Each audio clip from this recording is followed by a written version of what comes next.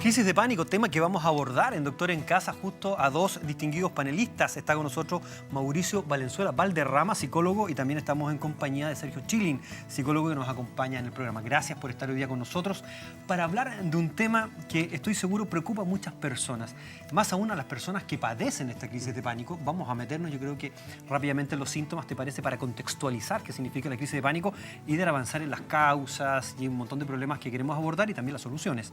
¿Cómo podemos definir una crisis de pánico? Dejo la discusión abierta. Mira, la crisis de pánico se podría describir como un intenso temor y una sensación inminente de muerte. Ahora, normalmente te llega mucha gente en la consulta, Mauricio también, y seguramente a ti también te ha llegado alguna vez, y mucha gente en la atención primaria, personas que vienen con esos síntomas que no saben por qué, sienten que van a tener un ataque al corazón, que están a punto de morir. Y se confunde mucho con un ataque cardíaco también. Sí. Mucho. Sí. Entonces muchas veces llegan las personas muy asustadas, después tienen sus exámenes y se dan cuenta de que finalmente no, que estaba relacionado más con un tema psicológico, que no había un problema en su corazón. Entonces existe una serie de sintomatología, pero básicamente lo que tenemos que describir es que es una reacción desproporcionada de miedo de un organismo que en otras circunstancias podría tenerla frente a una situación realmente grave. Es decir, tener miedo sin una causa aparente, porque también hay todo un factor psicológico que después se puede describir. Normalmente la gente se hiperventila, te dice que tiene el pecho apretado, dice que tiene la boca seca, de que empezó a sentir de que el lugar era raro, como que ya era como una especie de mal sueño, sienten partes del cuerpo adormecidas. Y esa sintomatología tan heterogénea, ellos después te describen como que básicamente van a consultar porque no saben por qué les está ocurriendo esto, pero que se siente muy mal dentro de su cuerpo. Correcto. Mira, para sumar... disculpa. Sí, por favor, Mauricio. Para ir sumando a la conversación, la palabra pánico tal vez está bien puesta. En general, uno ante el temor puede estar en estado de alerta, puede tener un poquito de miedo, puede tener un miedo que ya va creciendo en grado y tal vez el pánico es ya la máxima expresión de miedo. Correcto. Pánico. Claro. Y no es un pánico cualquiera, es un pánico a la casi inmediatez de la presencia de la muerte. Es decir, si uno pudiera hacer una selección de los miedos más comillas atroces, sí, más fuertes, no sé qué palabra exactamente usar, yo diría que el pánico a la muerte en situaciones cotidianas, en un supermercado, en el ascensor, manejando, al salir de la casa, en cualquier momento, en situaciones normales. No es que haya habido un terremoto, entonces le baja la crisis de pánico, sino que tiene que ver con la cotidianidad y la certeza. Esto es muy importante. La certeza de la persona que va a morir. Que va a morir, que exactamente. Va a morir. No es una sensación vaga. No. Es un sentimiento real, Sí. de muerte inminente, como muy bien decía Sergio. Ahora, ¿por qué algunas personas tienen, otras no tienen? Esta es una condición que puedo heredar, y quiero dejar abierto el tema. Es una condición que está asociada, por ejemplo, a algunos cuadros depresivos, a personalidades que son quizás más ansiosas. ¿Tiene que ver con algún tipo de personalidad, por ejemplo? ¿Quiénes son las personas que están más expuestas, en definitiva, a poder hacer una crisis de pánico? Mira, No, por favor, Sergio. Mira, hay un factor de heredabilidad, sabemos desde que hay familias que es más prevalente la crisis de pánico. Ya. Y los trastornos ansiosos en general. Ahora sabemos que hay un continuo de la ansiedad a la depresión. Parece que son los mismos mecanismos implicados. Entonces, una persona que tiene estrés puede generar un cuadro ansioso y con el tiempo puede generar un cuadro depresivo. Entonces, pensamos de que estos trastornos no están separados, digamos, de una manera determinante. Pero sí sabemos que hay familias, por ejemplo, en el tema puntual, de que sí experimentan más crisis de pánico. Entonces, parece que hay algo, pero parece que pueden ser una serie de genes que pueden tener distintos mecanismos y distintas expresiones. Ahora, en particular, bueno, después podemos hablar un poco más del tratamiento, pero existen algunos tratamientos que tienen más una base orgánica, y hay muy buenos, partiendo por los antidepresivos y los ansiolíticos. Hay algunos que me he centrado más yo, que se llaman a través de la biorretroalimentación o el biofeedback, que es tratar de que la persona aprenda nuevamente a regular un mecanismo autonómico desregulado, y hay otros a través de la psicoterapia formal. Porque una cosa es la reacción de miedo y otra es entender el por qué tiene reacción de miedo la persona. Y hay un aspecto más psicológico, emocional. Correcto. Mira, en casos concretos, no hay paridad en todos los casos. En la consulta uno puede observar que tienen algunas características mayores o menores. Un caso concreto que hoy día me tocó tratar con una persona que tuvo crisis de pánico. Él me decía, viviendo en Estados Unidos, yo tuve las sensaciones que me moría, toda la sintomatología claro. de la crisis de pánico. Pero mira qué interesante, esta persona no sabía que existía una patología que se llamaba crisis de pánico.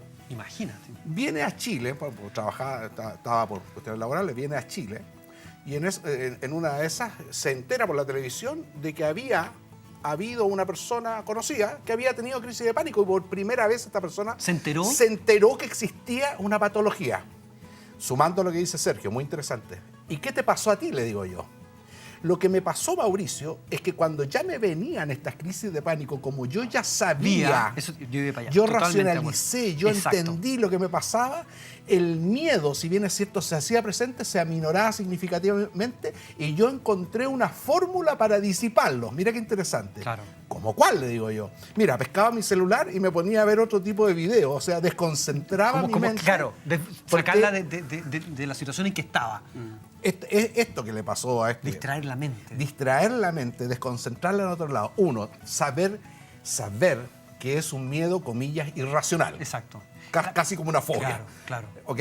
Y al tener conciencia de aquello, le permite distraer, o sea, tener la capacidad para ya no generar mayor miedo, distraer la mente y concentrarla en otro, y yo logré con eso aminorar significativamente. Oye, las personas, así como tú señalas, a mí me tocó conocer un caso hace unos años atrás, las personas pueden verse absolutamente amputadas de toda su actividad social, de toda su actividad laboral. A mí me tocó conocer a una mujer de familia, con hijo y todo, que en el fondo ella sabe, por ejemplo, si maneja y llega a ciertos puntos, por ejemplo, cambia de comuna o se va, entra en un taco, ella va a tener crisis de pánico. Por lo tanto, empieza a restringir tu medio de circulación, tu vida profesional. Puede ser muy cercenante el no poder controlar esta crisis. Ahora, lo que decías muy bien, una vez que tú conoces esto, ya entiendes de qué se trata. La primera vez es angustiante.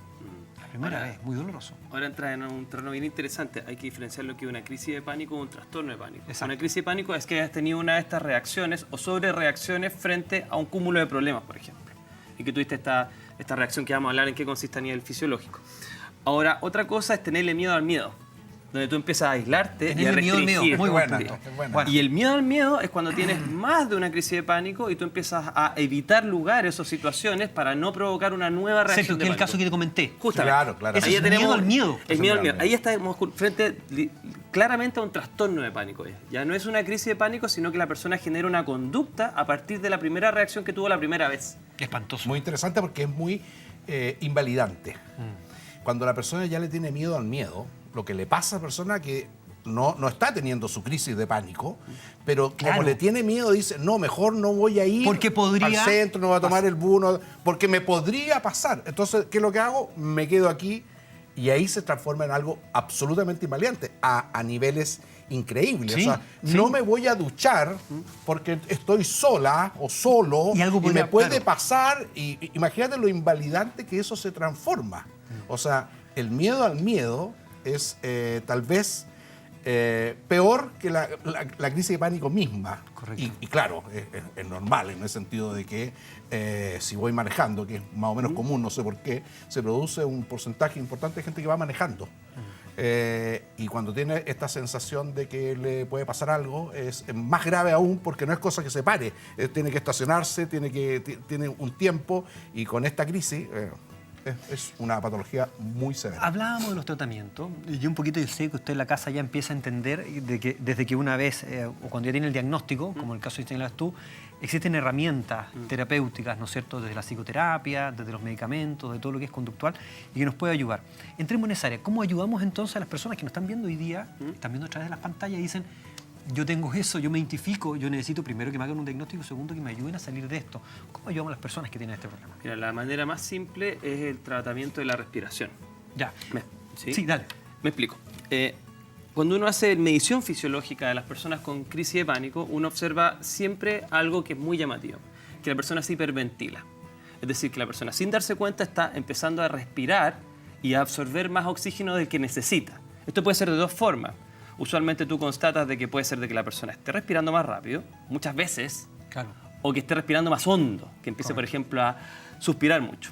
Entonces, por ejemplo, yo tengo una herramienta en la consulta que es un capnómetro, digamos, que trata de medir cuánto respira la persona, cuánto oxígeno está teniendo y cuánto disminuye su dióxido de carbono, que la gente piensa que es simplemente basura. El dióxido de carbono también tiene un rol en el organismo.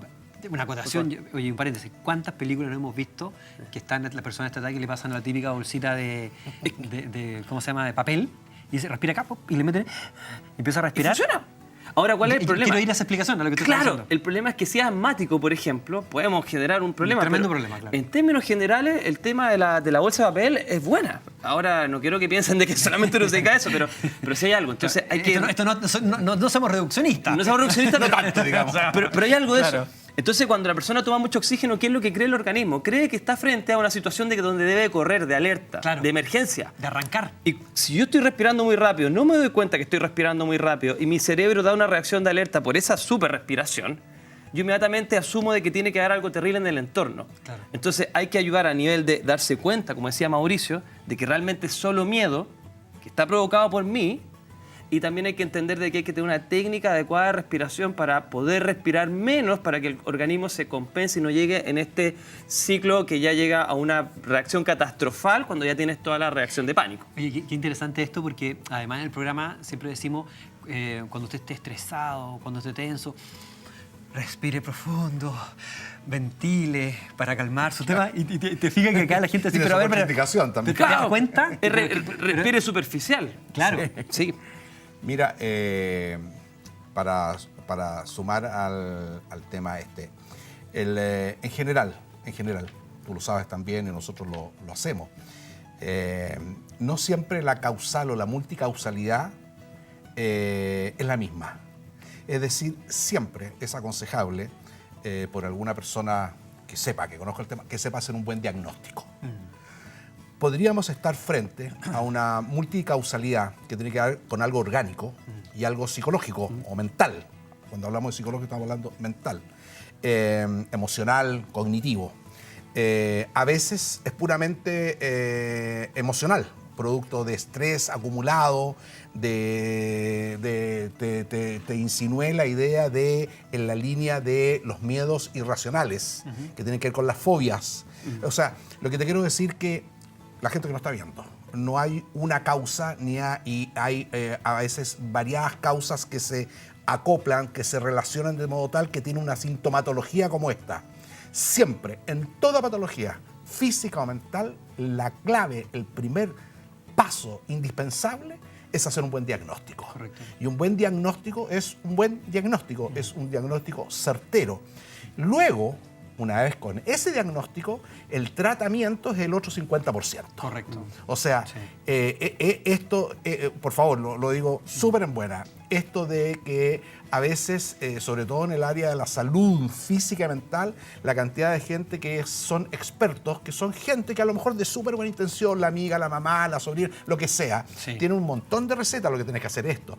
Lo que hay que hacer responsablemente, primero es recurrir, no te estoy diciendo a un psicólogo necesariamente, pero a un profesional que tenga un diagnóstico serio, responsable, que lo sepa hacer. No es tan fácil hacer diagnóstico, sobre todo en el área de la salud mental. Oye, y ese No es punto tan lo quiero fácil. tomar, Sí, porque sí. me dejaste ir rotando la pelota por un tema muy importante. Chile, las principales causas de muerte hoy día son las enfermedades cardiovasculares. Sí, claro. Por lo tanto, ojo con eso, porque además, cuando tenemos información médica, el doctor Google y la enfermera Wikipedia nos dan mucha información y nos creemos doctores. Sí, claro. Valga eso para decir que la información que nosotros damos en el programa y que le queremos dar a usted no se transforme en un autodiagnóstico. Sí, claro. Es Claro. decir, esta sensación de muerte inminente, este dolor que puede sentir usted en el pecho, ¿no es cierto?, debe ser chequeado por un doctor y lo más probable es que esto sea en urgencias, porque el diagnóstico claro. diferencial, y hay que decirlo, de los infartos es justamente la crisis de pánico, dentro de otros, digamos. Por supuesto. Entonces, debe pasar por un servicio de urgencia, hay que checar el corazón, hay que ver, Sin porque de duda. eso se muere la gente. ¿No es cierto? Esto tiene tratamiento, ya lo hemos hablado,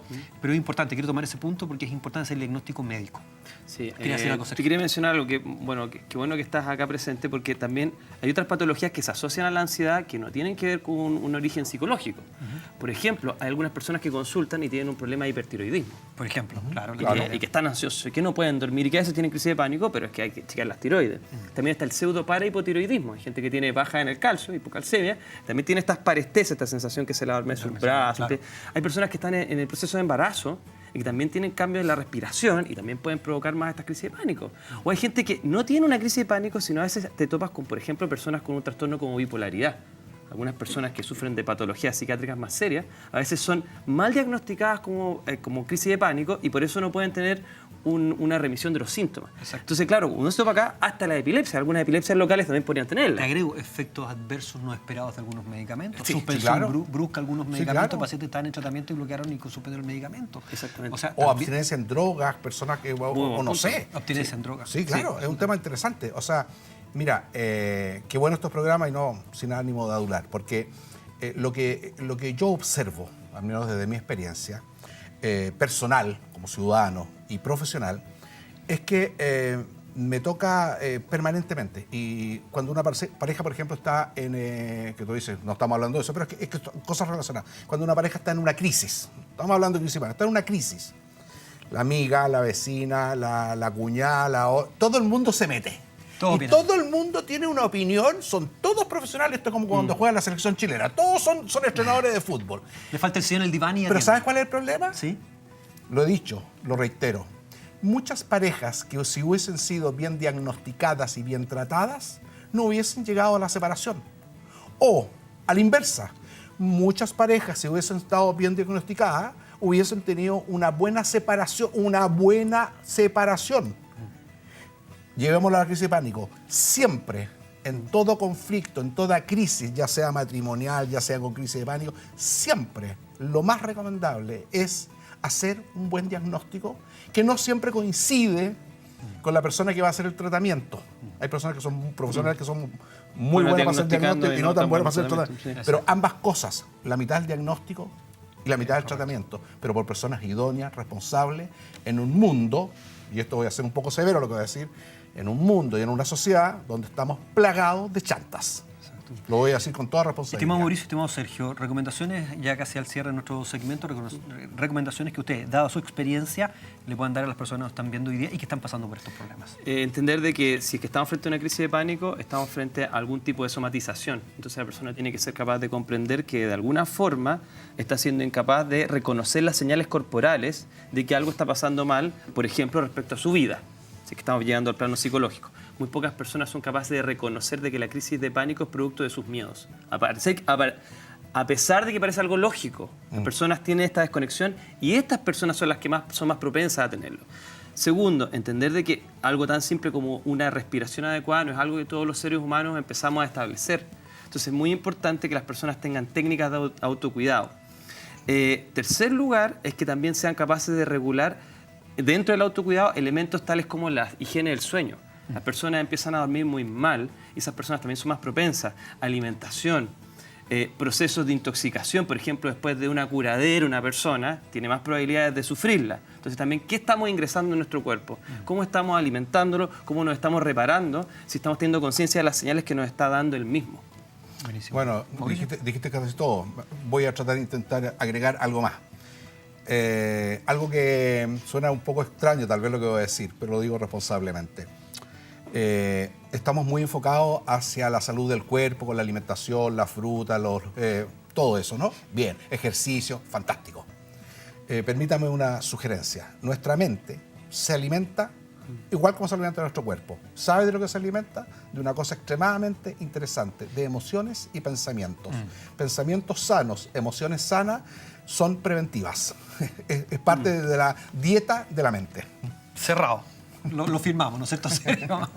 Adherimos Absolutamente. ante notario. Bueno. Muchas gracias, don Mauricio Valenzuela Valderrama. Por mi madre. Eso es por su madre. Muchas gracias, Sergio, por estar hoy día con nosotros. Sergio Chilin Muy también que nos agradecido. acompaña en el programa.